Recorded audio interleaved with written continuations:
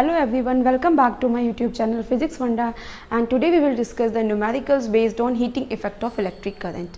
Heating effect of electric current, Joule's law of heating का video मैंने previous बना चुकी हूँ. I will share the link with you in the description box.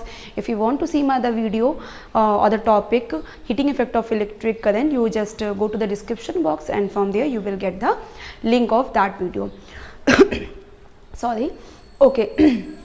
So heating effect of electric current में you have studied कि जब भी हम शॉर्ट में डिस्कस कर रहे हैं कि when ever a current flows through a conductor it will produce heat energy. किसी भी कंडक्टर में जब करंट फ्लो होता है तो वो हीट एनर्जी प्रोड्यूस करता है, and that heat energy depends on the three factor. And the first factor was square of the electric current, second was the resistance of the conductor, and T is the time for which current is flowing in the conductor. So इनको तीनों combine करने में बस formula आया था H equals to I square RT.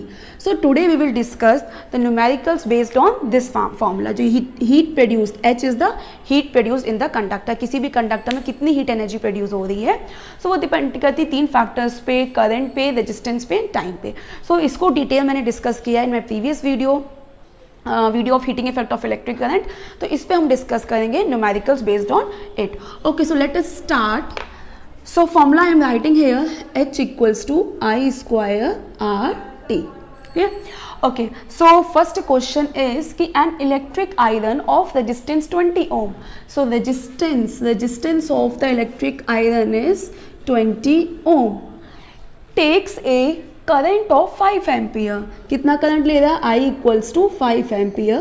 Calculate the heat developed. मतलब उसमें कितनी हीट एनर्जी प्रोड्यूस हो रही, that is H you have to find out, question mark, and in 30 seconds. तो 30 seconds is the time. So time equals to 30 seconds. Okay, now you know the formula H equals to I square RT. So I is 5, so 5 का square, R is the resistance, that is 20, time is the, T is the time. Okay, so in this question time is already given in seconds, but in some questions time will be given in minutes or in hours, but you have to take in SI unit, that is you have to take time in seconds. Okay, so it will be time equals to 30. So when we will multiply it, 5 का square 25 into 20 into 30, 50, 500 into 30, so this will be 5 3 15, 15,000. Heat energy किस में लेंगे हम? Joules में. Okay, SI unit of energy is heat energy is joule, so 15,000 joule. ठीक, 25 into 20, 30, okay, 50, so 5, clear. Okay, so moving towards the next question. Our next question is, so next question is calculate the amount of heat generated. Means you have to find out heat energy, that is H, question mark. The physical quantity which you have to find, you just write it like कि question mark. मतलब इससे हमें ये clear होता है कि हमें ये फाइंड आउट करना है. When 18,000 coulombs of charge, सो यहाँ पे देखिए आपको चार्ज गिवन है, मीन्स इसमें करंट डायरेक्टली नहीं गिवन है क्वेश्चन में. 18,000 coulomb charge is given, is transferred in 1 hour. So time is how much it is? 1 hour. 1 hour means in previous question I told you कि time को हमेशा हम किस में लेंगे? सेकेंड्स में. So first convert the time in seconds, that is 3600 seconds. Okay. So 1 hour through potential difference of 50 volt and our V is 50 volt. तो question में हमको ये वैल्यूज गिवन है, आपको गिवन है Q, T and V. Now you can see कि formula जो होता है हीट एनर्जी प्रोड्यूस का इज I स्क्वायर RT. अब इस क्वेश्चन में I नहीं गिवन है, तो ठीक है, I के लिए हमारा चार्ज गिवन है, टाइम गिवन है, so we will find out the I also. ठीक, क्योंकि करंट क्या होता है? Rate of flow of electric charge. ठीक, सो Q अपॉन में Q अपॉन में T होता है, तो हम I यहाँ से फाइंड आउट कर लेंगे. Now comes to R. अब क्वेश्चन में R नहीं दिया गया है, तो हम इसको, ये जो फॉर्मूला है इसको हम कन्वर्ट कर देंगे V और I के टर्म्स में. So you know from Ohm's law से R क्या होता है? V अपॉन में I. सो यहाँ आ जाएगा I स्क्वायर V अपॉन में I into T. So 1 I will be cancel VIT.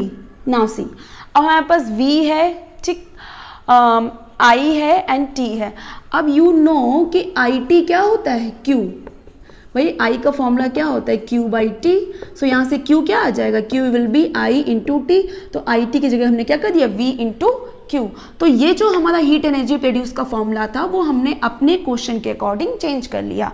Now the question simple, H equals to V into Q। So V is, how much is the V? V है आपका 550, ठीक, sorry 50 into charge is 18,000, so this will be 18,000, ठीक। सो इसको multiply कर दो, 5 8 जो 40, 4 कह दी गया, 5 इंटू 5 9, ठीक, 90, 1 2 3 4, 1 2 3 4, ठीक। So this will be heat energy in joules. तो क्वेश्चन में जैसे कि फर्स्ट क्वेश्चन में डिस्कस किया, उसमें डायरेक्टली हमारा जो क्वेश्चन में जो हमें क्वांटिटीज चाहिए होती है वो सब डायरेक्टली गिवन थी क्वेश्चन में। तो ये कंपलसरी नहीं है कि आपको हमेशा डायरेक्टली ही गिवन हो, ठीक है, कभी कभी आपको अपने क्वेश्चन के अकॉर्डिंग वैल्यूज को कन्वर्ट करना पड़ता है, फॉर्मूले को कन्वर्ट करना पड़ता है। Okay, so moving towards the next question. Our next, बेटा ये क्वेश्चन भी बोर्ड में आपका आया 2014 में, ठीक है। जो प्रीवियस क्वेश्चन था वो आपका 2010 में आया था, 2014 में आया था। तो मैं अपनी वीडियोस में मैक्सिमम कोशिश करती हूँ कि जो बोर्ड एग्जाम वाले क्वेश्चन है, ठीक है, तो वो आपको ज़्यादा से ज़्यादा मैं आपके साथ डिस्कस कर दूँ। Okay, so moving towards the next question. Our question number 3 two conducting wires of same material. Now see, इसमें आपको बहुत ही ध्यान से क्वेश्चन पढ़ना है। Same material and equal length means there are two wires which are made up of same material. अगर एक वायर कॉपर का है for example, so second wire भी आपको कॉपर का है, मतलब material is same and length is also equal and comes to the diameter, diameter is also equal. So अगर बेटा आपके पास कोई भी दो वायर हैं जिनका मटेरियल भी सेम है, लेंथ भी सेम है, डायमीटर सेम है, it means area of cross section will be same. तो ये जब फैक्टर्स पे कौन सा आपकी फिजिकल क्वांटिटी डिपेंड करती है, इन फैक्टर्स पे आपके डिपेंड करती है क्या, रेजिस्टेंस। रेजिस्टेंस के फैक्टर्स वी हैव स्टडीड कि it depends on the length of the conductor, area of cross section of the conductor and the material of the conductor. So जब तीनों चीज़ सेम है, इट मीन्स ये जो हमारे दो wire, that is first wire and second wire, इन दोनों का resistance will be same, the resistance of both the wire will be same. Okay, सो ये जो आपको इन्फॉर्मेशन दी गई थी क्वेश्चन में वो इसीलिए दी गई थी, मतलब डायरेक्टली नहीं कहा गया क्वेश्चन में कि रेजिस्टेंस आर सेम, ठीक, बट इनडायरेक्टली कहा गया, फैक्टर्स आपको बताए गए हैं and you have to identify कि इसमें क्या चीज़ सेम होगी। Okay, are first connected in series. पहले क्या किया गया, इन दोनों को फर्स्ट आपका कह रहे हैं कि इनको कनेक्ट किया किसमें, सीरीज में, ठीक। सो मान लो ये भी आर, ये भी आर, ये जो फर्स्ट दो वायर थे, फॉर एग्जांपल ये फर्स्ट है आपका, ये सेकेंड है, दोनों को हमने सीरीज में कनेक्ट कर दिया and then parallel in a given electric circuit. और उसके बाद जो आपकी सेकेंड कंडीशन है, सेकेंड कंडीशन में दोनों वायर को किसमें कनेक्ट किया गया है, second I am writing here, second condition में आपको दोनों वायर्स को पैरेलल में कनेक्ट किया गया। For example these are the wires, okay, so resistance R, ठीक। तो पहले में दोनों को सीरीज में कनेक्ट किया गया, देन फिर दोनों को पैरेलल में कनेक्ट किया गया, मतलब दो कंडीशंस गिवन है क्वेश्चन में। Then the ratio of heat produced in series and parallel combination, you have to find out ratio of heat produced in series combination to the heat produced in parallel combination. Combinations would be, हाँ now see कि इसमें options are given, question में options given है, well and good, नहीं given होते तो अब तो भी आपको कैलकुलेशन तो करनी ही पड़ेगी, ठीक। सो क्वेश्चन आपको समझ में आया कि there are two wires whose the distance is same and first they are connected in series and then they are connected in parallel combination and you have to find out the ratio of the heat produced in series combination to the heat produced in the parallel combination. Okay, so let us first solve, पहले हम heat निकालेंगे कि heat produce जो होगी series combination में वो कितनी आ रही है। ओके, तो पहले तो जो हीट एनर्जी का फॉर्मूला होता है I² RT होता है। सो अब यहाँ पे जो रेजिस्टेंस है वो क्या होता है, total resistance of the circuit. तो इस सर्किट का जो टोटल रेजिस्टेंस आएगा RS will be R plus R, that is 2R, ठीक। Now heat energy produced in series combination will be HS equals to I²। अब यहाँ पे क्या आ जाएगा, RS मतलब total resistance and T time, so this will be I² 2R into T, that is 2I² RT, clear. So ये आ गई आपकी heat produced in series combination. Now comes to the parallel combination. Parallel combination में जो resultant resistance आएगा, for example RP, it will be R into R upon में R plus R, that is 2R upon में, sorry R² upon में 2R। So this will be R by 2. Clear? So now heat energy produced in parallel combination will be I square RPT.